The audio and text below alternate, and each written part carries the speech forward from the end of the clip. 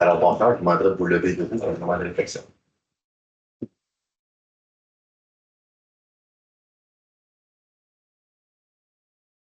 Merci. Vous vous asseoir.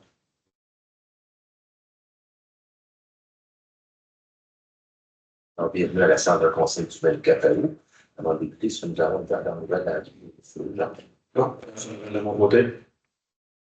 Non, j'en ai pas de mon côté non plus. Monsieur Vidal. Non. Alors, vous avez pris connaissance de l'ordre du jour qui sont en arrière sur papier. Alors, on va passer directement à la séance de conseil.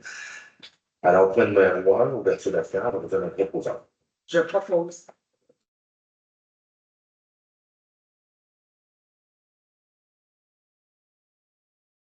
Point numéro 2, adoption d'ordre du jour en proposant. Je propose.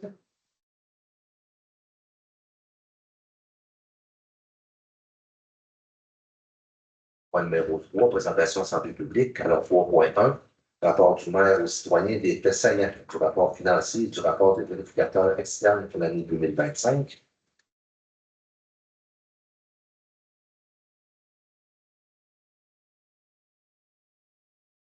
Dans les résultats 2025.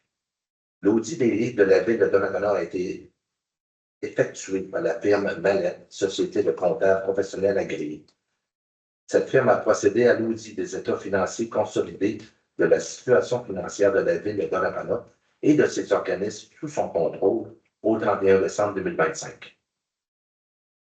Le rapport de l'auditeur externe, auditeur indépendant, conclut de l'avis des auditeurs, les états financiers consolidés donnent dans tous les aspects significatifs une image fidèle de la situation financière de la ville et de ses organismes sous son contrôle le 31 décembre 2025, conformément aux normes comptables canadiennes sur le secteur public. Alors, l'excédent de fonctionnement de l'exercice, 1 502 089. Le revenu de fonctionnement, 17 640 726. Moins les charges sans prendre compte d'un amortissement de 15 271 417. Moins le remboursement de la dette à long terme de la ville de 981 807.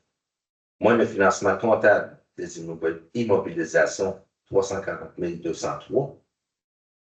Plus la disposition des immobilisations de 67 880. Plus le coût des terrains disponibles à la vente, 258 643. Plus les affectations et les excédents accumulés, 84 902. Plus les autres éléments pour 43 365, un excédent de fonctionnement réalisé de 1 502 089. Maintenant, les explications de l'excédent de fonctionnement. Il y a eu la vente de 4 terrains pour une somme globale de 566 400. Le revenu de la vente des terrains n'est jamais budgété étant donné son imprévisibilité. Il y a eu des économies salariales d'environ 84 000 $, en grande partie à cause des congés de maladie. Il y a eu le revenu que prévu concernant la taxation municipale ainsi que provenance des mutations pour environ 410 400 $, dont 330 000 de plus en mutation. Il y a plus de revenus provenant des activités de loisirs liées au centre aquatique, à l'aréna et le camp de jour d'environ 125 000. Nous avons reçu plus rapidement que prévu la compensation de Microsoft pour le branchement de leur bâtiment au réseau Hydro-Québec pour une somme de 60 000. Il y a eu plus de transferts de la part des gouvernements pour environ 34 800 $ dans un transfert pour le projet d'embouchure de la rivière Jacques-Cartier et les subventions pour la formation aquatique. Les remboursements en capital ainsi que les intérêts sur les emprunts ont été moins élevés que prévu pour environ 36 000 $. Cela s'explique d'abord par le fait que nous avons moins emprunté que prévu, puisque certains projets ont coûté moins cher, et ensuite, puisque les taux d'intérêt ont été finalement moins élevés que prévu, soit environ 3,5 % pour le budget fait avec un taux de 4 %. Les revenus d'intérêt actuels en caisse et les placements, ainsi que les intérêts et les pénalités sur les comptes à recevoir ont été plus élevés que prévu, environ 38 300 $. Il y a eu la libération de la retenue d'assurance reçue par l'UMQ pour un montant de 20 800. Il y a eu la vente d'immobilisation pour une somme de 17 300. Et enfin, il y a eu d'autres revenus supplémentaires par rapport aux dépenses pour 109 089. Maintenant, les excédents accumulés de la Ville en 2021 étaient 1 123 334, plus l'excédent de fonctionnement affecté de 691 701, pour un total de 1 815 035. Maintenant, en 2025, 3 312 650, un excédent de fonctionnement affecté de 381 468, pour un montant total de 3 594 118. Endettement total net à long terme, non consolidé. Alors, en 2021, il était de 20 860 984, moins les emprunts, 687 000. 6 millions, j'aimerais ça serait 6 877 142, pour un total de 13 983 842. Maintenant, pour 2025, l'endettement total de la Ville est de 38 10 904, moins l'emprunt de 6 195 840, pour un total de 31 315 064.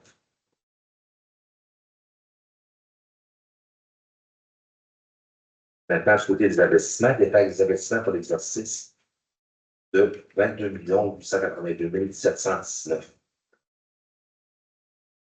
Nous avons poursuivi les travaux pour les projets de réduction de débordement et de contrôle des ouvrages sur verse pour une somme de 15 510 601. Nous avons procédé à la réfection des infrastructures de la rue de l'Île, Papillon, ainsi que le resurfaçage de la rue Guillemette, une partie de la rue d'Église, une partie des boulevards Les Écureuils et une partie de la rue commerciale pour un montant de 5 433 400. Nous avons continué la préparation de plusieurs projets de réfection, dont la réfection du boulevard Victorin et des rues Matt et Pageux, incluant un nouveau bassin de rétention souterrain au boulevard Victorin, la réfection d'une partie de la rue Notre-Dame et le prolongement de la rue Bayette pour une somme d'environ 109 469. Nous avons procédé à l'acquisition d'un tracteur ainsi que de ses équipements, dont une débroussailleuse télescopique et une souffleuse à neige pour le service de travaux publics, pour une somme de 539 971. Nous avons fait l'acquisition d'une camionnette pour le traitement des eaux pour une somme de 81 468. Nous avons fait l'acquisition d'un tracteur à gazon pour le service des loisirs pour une somme de 27 317. Nous avons fait l'installation d'une stèle identitaire à l'entrée de la ville pour un montant de 78 575. Nous avons procédé à divers travaux à l'aréna et la réfection du revêtement du mur arrière ainsi que la réparation de la toiture de l'aréna pour une somme de 90 000 et 95. Nous avons procédé à l'achat de nouveaux appareils respiratoires et de séchoirs pour des habits de combo pour le service d'incendie pour un montant de 59 534. Nous avons procédé au remplacement du tableau d'affichage à l'aréna pour un montant de 66 935.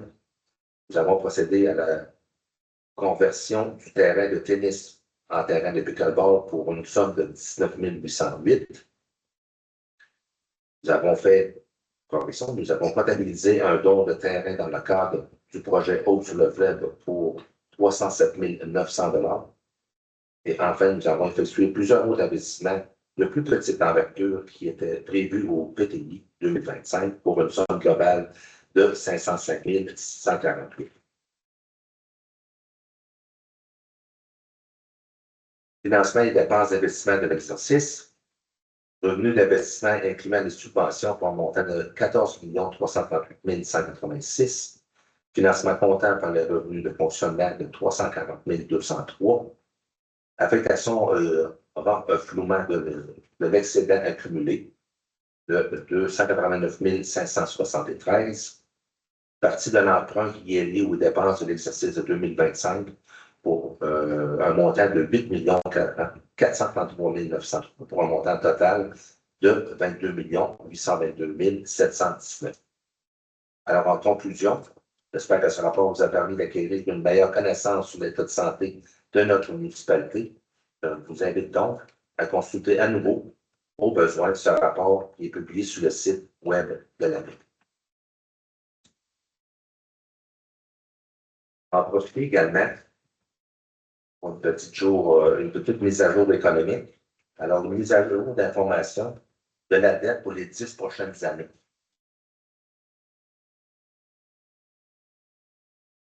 Selon nos projections, le solde de l'endettement net à long terme de la Ville devrait atteindre son maximum en 2031, avec une somme d'environ 39 millions. Ce qui aurait pour effet de faire grimper le service de la dette, capital et intérêts net des subventions jusqu'en 2033, avec une somme d'environ 3 millions de paiements par année. C'est sûr, le Conseil prend des décisions. Et puis, avant de prendre les décisions, on écoute assez souvent les recommandations de je l'appelle souvent notre ministre des Finances, Mme Lowe, et puis notre directeur général aussi qui nous fait des recommandations. C'est sûr que la décision finale est toujours prise par nous, c'est le Conseil. Alors, nous avons décidé d'utiliser les fenêtres de remboursement pour faire un remboursement par anticipation, environ de 2 millions par année sur les 10 prochaines années. La dette atteindrait un maximum de 35 millions en 2026 pour ensuite revenir à un solde de 20 millions en 2035. Alors, présentement, la dette de la Ville en 2025 est de 31 315 000. En 2031, on devrait être proche de 39 millions, comme mentionné. Et puis, en 2035, ça devrait être à 35 millions. Ça, c'est si on ne fait aucun remboursement anticipé. Maintenant, si on fait des remboursements anticipés, la dette, présentement, comme j'ai dit, est de 31 315 000. En 26, ça va être proche de 35 millions. Et puis, en 2035, elle sera de 20 millions. Alors, si on fait justement ces remboursements anticipés, bien, sur 10 ans, ça nous fait une économie de plus de 2 millions seulement en intérêt. Je crois que c'est une bonne décision que le Conseil a prise. C'est très bien.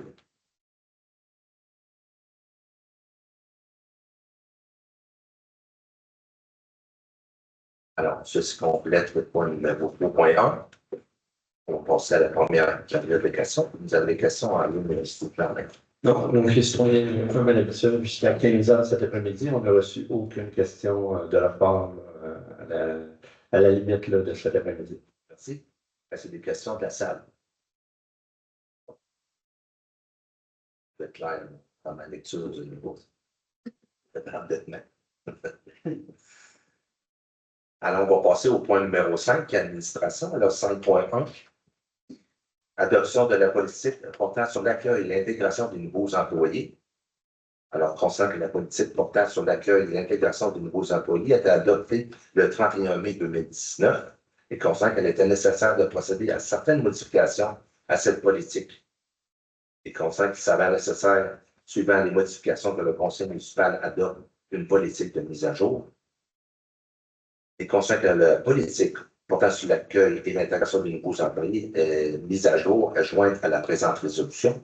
Alors, la résolution que le Conseil municipal adopte la politique portant sur l'accueil et l'intégration des nouveaux employés. J'ai besoin d'un proposeur. Je propose. Quelqu'un contre? Alors, nous allons passer directement au point numéro 7, gestion contractuelle. Alors, 7.1, octroi du mandat de service professionnel pour la réalisation des plans et devis du système de traitement des eaux au bloc sanitaire au parc des Berges. Oui, donc, considérant le projet de réfection du bloc sanitaire au parc familial des Berges, considérant qu'il est nécessaire d'obtenir des services professionnels pour la réalisation des plans de vie pour le système de traitement des eaux et les autorisations nécessaires. Donc, on a reçu la proposition de l'entreprise Aqua Ingénieur et considérant qu'en vertu du règlement V578 sur la gestion contractuelle, la Ville peut conclure un contrat de gré à gré. Donc, le but de la résolution de ce soir est d'octroyer le mandat de service professionnel pour la réalisation des plans de vie pour le système de traitement des eaux du bloc sanitaire au parc familial des Berges en entreprise Aqua-Ingenium pour un montant de 34 377,53 et d'affecter cette dépense au surplus non autrement affecté de la Ville. C'est alors un proposant. Je propose. Quelqu'un est contre. Numéro 8, aucun point. Numéro 9, ressources humaines, aucun point. Puis numéro 10, autre sujet. Les 3 prochains points vont être expliqués par Mme Bouchard. Alors, 10.1, autorisation à l'organisme Allo Entraide communautaire de tenir un barrage routier dans le cadre de l'opération Mer Rouge 2026. En considérant la correspondance reçue de l'organisme le Allo Entraide communautaire, considérant que le Allo Entraide communautaire est le maître d'œuvre de l'opération Mer Rouge 2026 dans Port-Neuf, considérant que l'organisme souhaite tenir un barrage routier le jeudi 12 novembre 2026 à l'intersection de la rue de l'Église, la rue Mathieu et à l'intersection de la rue des Prés et Brière afin de collecter des fonds dans le cadre d'opération Mer Rouge de Port-Neuf.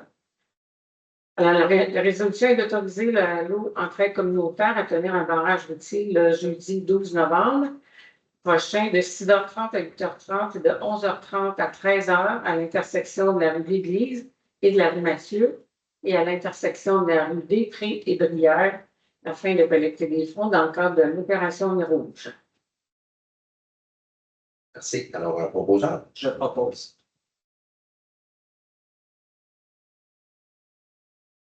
Contre. Alors, 10.2, l'aide financière à l'organisme Allo Entraide communautaire pour l'organisation, cette fois-ci, de l'opération Mer Rouge dans Port-Neuf.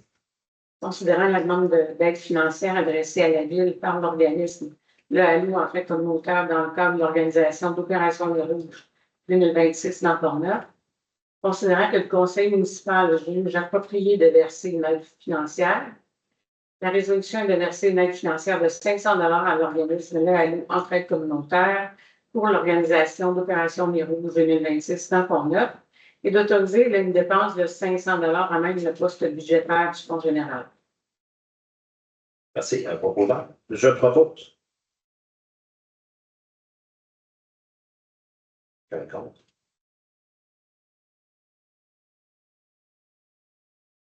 Maintenant, 10.3, autoriser à l'entraide communautaire de Allo l'utilisation du stationnement public devant la licorne dans le cadre de l'épluchette de Bélane. Considérant que l'entraide communautaire de Allo tiendra sa première édition de son épluchette de Blédagne le 17 septembre prochain, considérant que l'organisme souhaite pouvoir utiliser le stationnement public devant la licorne pour la tenue de l'épluchette de Blédagne, considérant que le conseil municipal est favorable à cette demande, la résolution est d'autoriser l'entraide communautaire de Allo à utiliser gratuitement le stationnement public devant la licorne 152 rue Notre-Dame pour la tenue de l'épluchette de Blédagne du 17 septembre prochain et d'autoriser le service des travaux publics à procéder à l'installation de la signalisation appropriée afin d'assurer la sécurité des participants. Merci. Un proposant. Je propose. C'est une invitation ouverte à tous. Est-ce que c'est pour le dîner, pour le souper?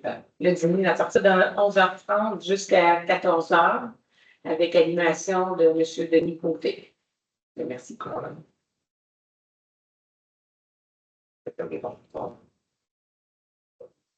Maintenant, 10.4, l'aide financière à M. Michael Landry pour l'organisation de la 3e édition du Salon du livre de Port-Neuf, convention port-neuvoise.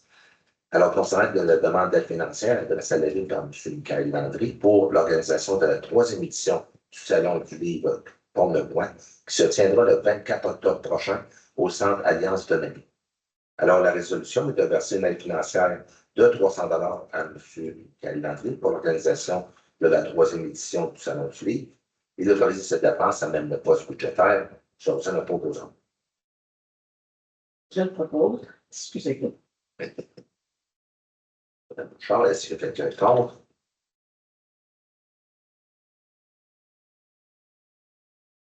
Donc, point numéro 11, deuxième période de questions.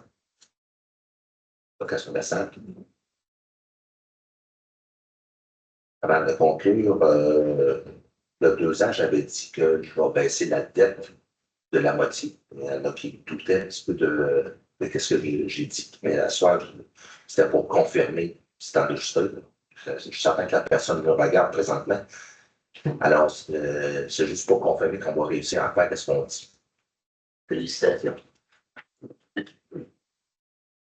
Alors, point numéro 13, dépôt de documents. Alors, 13.1, dépôt de la liste déboursée du 7 août au 20 août. Alors, la liste des chèques émis pour un montant de 13 761. La liste des dépôts émis pour un montant de 2 980 776,97. Et la liste des prélèvements pour un montant de 167 567,31. 13.2, c'est le dépôt par le trésor de la liste des paiements effectués à partir du compte des activités bénéficiaires du maire pour la période du 1er janvier au 31 juillet 2026. Donc, c'est tout simplement un dépôt. Il y a eu deux chèques qui ont été émis pendant cette période-là. Un chèque de 500 $ pour le spectacle de La Chamonnière de l'école La Saumonière et un montant de 750 $ pour l'inscription de 3 jeunes qui sont allés aux championnats mondiaux de danse avec le studio de danse Fahrenheit au mois de juin dernier. Numéro 14, levé de la séance, je vous donne un proposant. Je propose. M. Berger. Alors, ceci conclut la séance de conseil du 24 août. Merci bien. Bonne soirée. Bonne soirée. Bonne soirée. Félicitations, Isabelle. Merci.